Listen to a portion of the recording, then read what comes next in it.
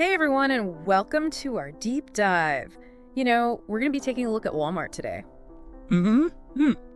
That's right.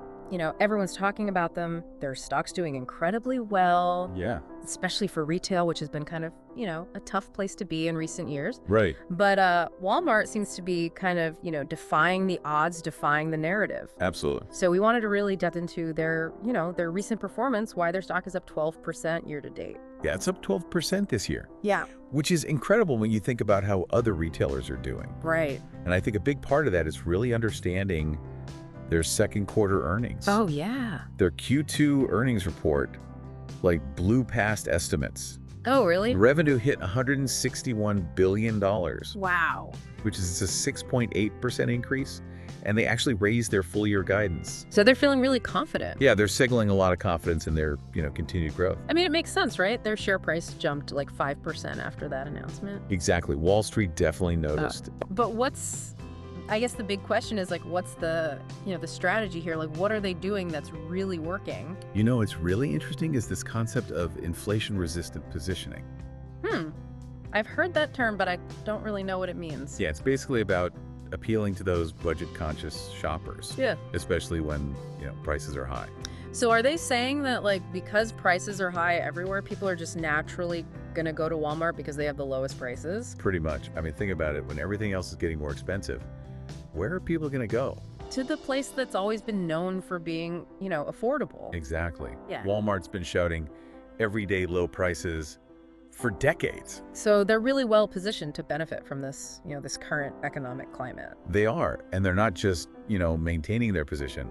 They're actually gaining ground. Really? Yeah. Their focus on value has led to a 5% increase in grocery sales. And that's huge for them. Huge. Their grocery sales make up 60% of their total revenue.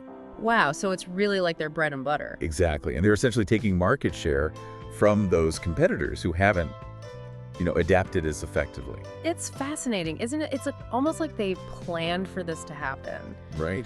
And their CEO, Doug McMillon, he's been talking about this idea of Walmart becoming a smarter hybrid retailer. Yeah, Do you think that's part of what's going on here?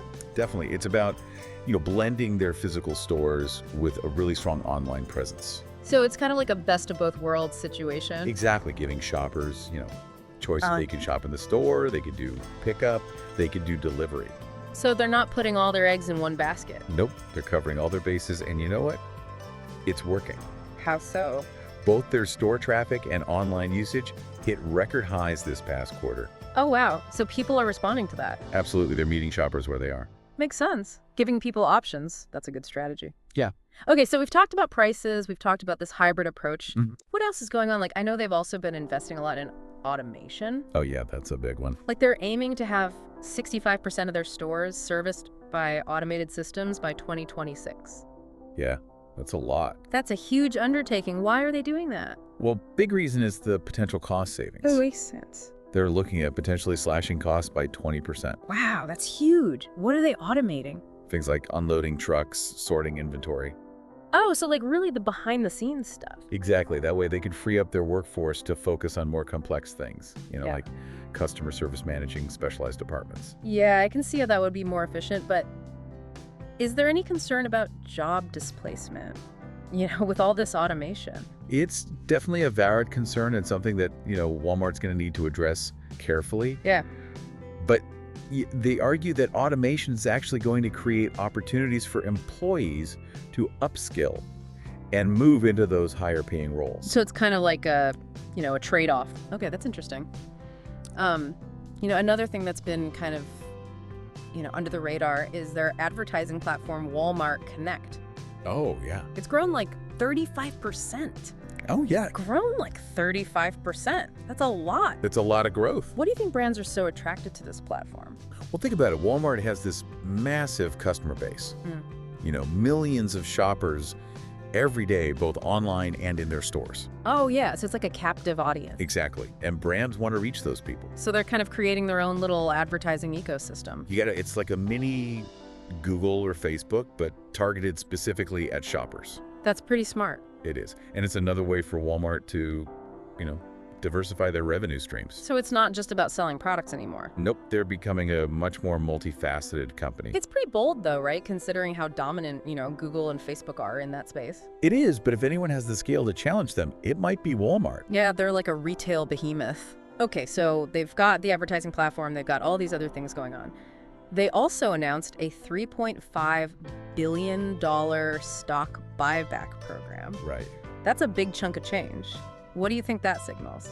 It definitely shows a lot of confidence in their own future prospects. Yeah. They're putting their money where their mouth is. Yeah, it's like they're saying, hey, we believe in our stock, we believe in our future. Exactly. So with all this positive news, all these, great results, what's Wall Street saying? Are the analysts as optimistic as everything seems to suggest? The overall sentiment is definitely positive, but there's always a range of opinions. Right. Like, for example, you have Morgan Stanley. They're pretty bullish on Walmart. Oh, really? Yeah, they upgraded WMT to overweight and set a price target of $180, Wow. which is a potential upside of 15%. So they're seeing a lot of growth potential still. Yeah, they're citing Walmart's, unmatched scale as a huge advantage in this, kind of shaky economy. Yeah, that makes sense. They're like a giant in the retail world. They are, but, even giants face challenges. Right. Goldman Sachs, while they acknowledge Walmart's strengths, they're a bit more cautious.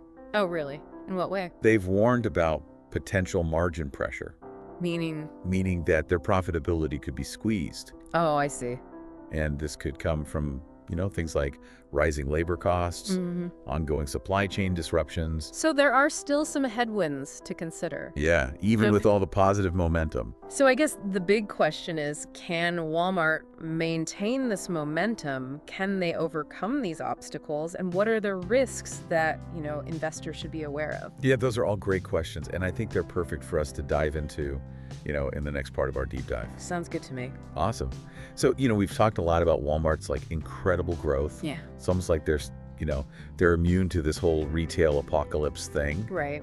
But it's not just about those low prices. Right. There's actually a whole, system of strategies at play. So what are some of the, the less obvious factors that are contributing to their success? Well, I think one thing that often gets overlooked is their investments in inventory management and supply chain optimization. Yeah, those aren't as sexy as drone delivery or whatever. Right, exactly. But they're absolutely crucial for a company of Walmart's size. Oh, yeah. I mean, even small improvements in efficiency can lead to, huge savings. Exactly. And it's not just about saving money. It's about building resilience. What do you mean? Well, think about all the disruptions we've seen, in recent years. Oh, yeah. Pandemics, supply chain issues, you name it. Right, exactly. So Walmart's invested heavily in creating this adaptable and robust supply chain. So they're kind of weatherproofing themselves against future storms. Exactly. They're prepared for whatever comes their way. That's smart. Now, another thing that's really interesting is their focus on private label brands. Oh, yeah. You mean their store brands. Right, exactly. Great Value, Equate, all those. I love their great value stuff. Me too. Yeah. It's often just as good as the name brands, but way cheaper. Yeah. So what's the thinking behind that? Well, it's really a win-win for both Walmart and their customers. How so? Well, for shoppers, it means, getting those quality products at a lower price. Right. But for Walmart, it means higher profit margin. Makes sense. And greater control over pricing, product development. Yeah.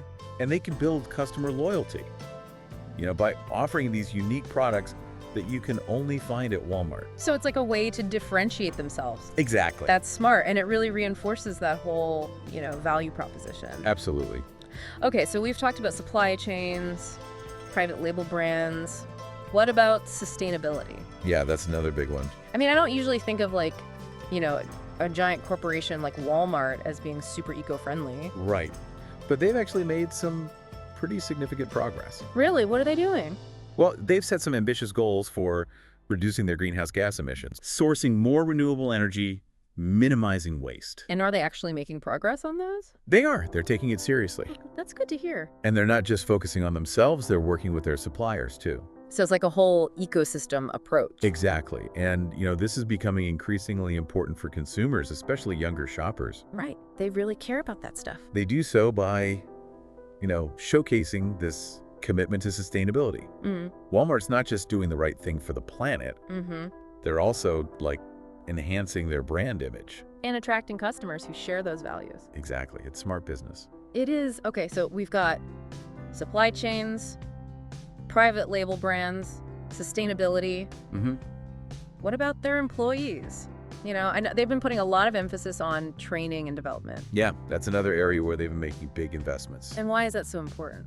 Well, they recognize that, a well-trained and motivated workforce is crucial for success in retail. Yeah, especially when you think about like customer service and all that. Right, exactly. So they offer all these programs to upskill their employees, provide opportunities for career advancement.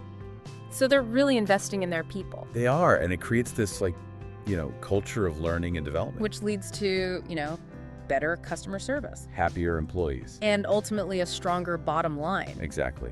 It's a win-win-win. I like it. Now, we also can't forget about data analytics, Oh, yeah, Walmart's like a data powerhouse. right? They're collecting tons of data on customer shopping habits, product trends. I mean, it makes sense. They have so many customers. Exactly. And they're using all that information to make smarter decisions. Like what kind of decisions? Well, everything from inventory management to marketing campaigns. Oh, so it's like they have this crystal ball that tells them what people want. Pretty much they're able to anticipate customer needs. That's powerful. It is. And it helps them stay ahead of the competition.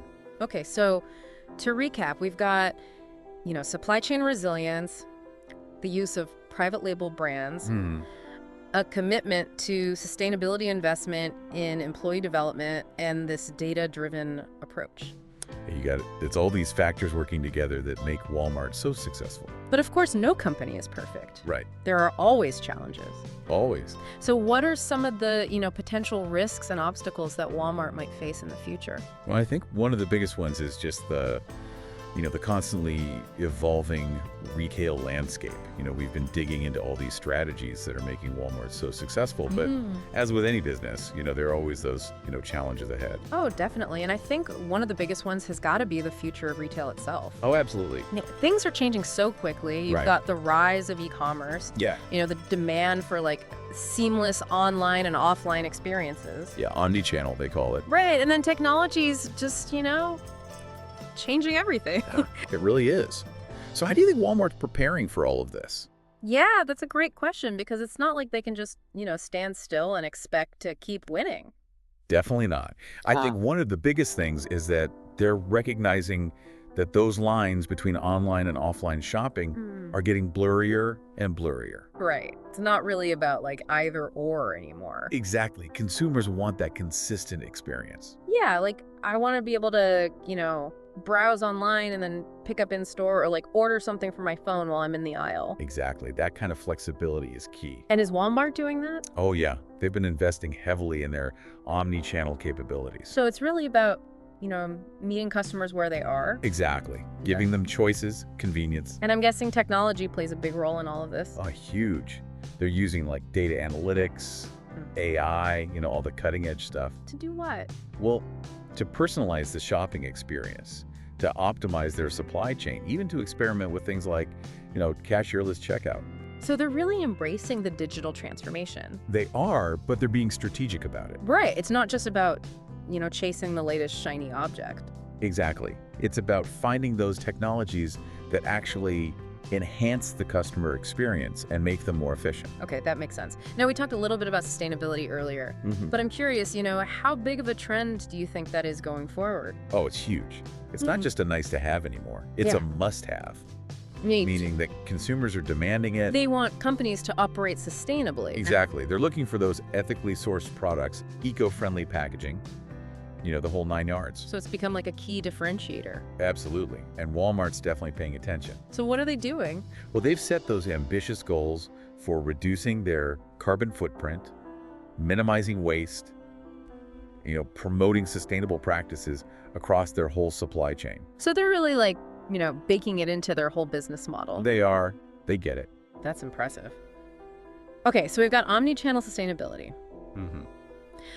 What about this thing I keep hearing about called experiential retail? Oh, yeah. What is that exactly? So it's all about creating these, shopping experiences that are more than just, buying stuff. So it's not just about the transaction. Exactly. It's about making it engaging, interactive, memorable. Oh, so what kind of things are we talking about? So think in-store events, workshops, personalized consultations, maybe even some entertainment options. So they're trying to give people a reason to actually go to the store. Exactly. Create a sense of community, offer something unique that you can't get online. I can see how that would be appealing. Right. It's about adding value, building a connection. And is Walmart doing this? They're starting to, yeah, they're creating those more inviting store layouts, offering interactive displays, even hosting community events. So they're not just selling products anymore. Nope, they're selling experiences. That's pretty cool. It is. It's a whole new way of thinking about retail. So it sounds like the future of retail is really about, these seamless online and offline experiences. Yeah. A focus on sustainability and creating these, engaging shopping experiences. Yeah. And Walmart seems to be doing a pretty good job of adapting to all of that. I think so. They're definitely a company to watch. Well, this has been a fascinating deep dive. Yeah. I feel like I've learned a lot about Walmart. Me too. And I think there are some, valuable lessons here for any business. Definitely. It's all about, embracing change, staying ahead of the curve, and finding those new ways to create value. Couldn't have said it better myself. Well, thanks for joining us today. My pleasure. We hope you enjoyed this deep dive into Walmart. Yep. And we'll see you next time.